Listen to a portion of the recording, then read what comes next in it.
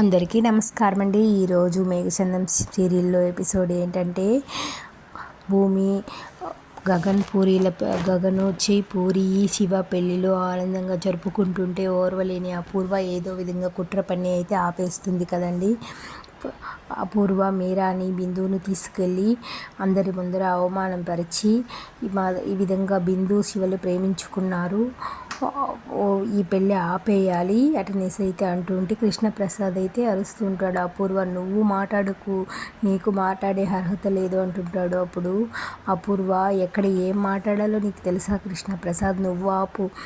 అవును, నీకు పూరి కూతురే బిందు కూతురే కదా, మరి ఇప్పుడు శివ ప్రేమించిన బిందు మెడలో తాళి కట్టాలా లేకపోతే నీ కూతురు పూరి మెడలో కట్టాలని అయితే నిలదీస్తుంది. ఈ మాటనైతే గగన్ కూడా చెప్పు పెద్ద మనిషి, ఏం తీర్పు చెప్తావని అయితే అడుగుతాడు.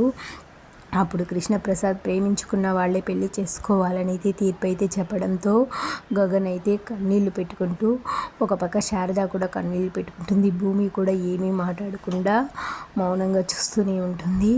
మరి గగన్ అయితే పూరిని లేపేసి బిందువుని తీసుకెళ్ళి పందిరిలో కూర్చోబెట్టి పూరి బిందువులకైతే పెళ్లి చేసి ఆశీర్వదిస్తాడు. దీంతో భూమి పైన కోపం ఎక్కువైపోతుంది గగన్కి.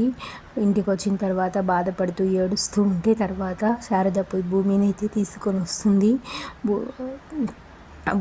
కానీ గగన్ అయితే భూమికి ఈ విషయం ముందే తెలుసునన్న విషయం తెలుసుకొని భూమిని తరిమేస్తాడు. అంతలోనే నిజం తెలుసుకున్న శరత్చంద్ర వచ్చి భూమిని పట్టుకొని అయితే తీసుకుని ఇంటికి వెళ్ళిపోతాడు.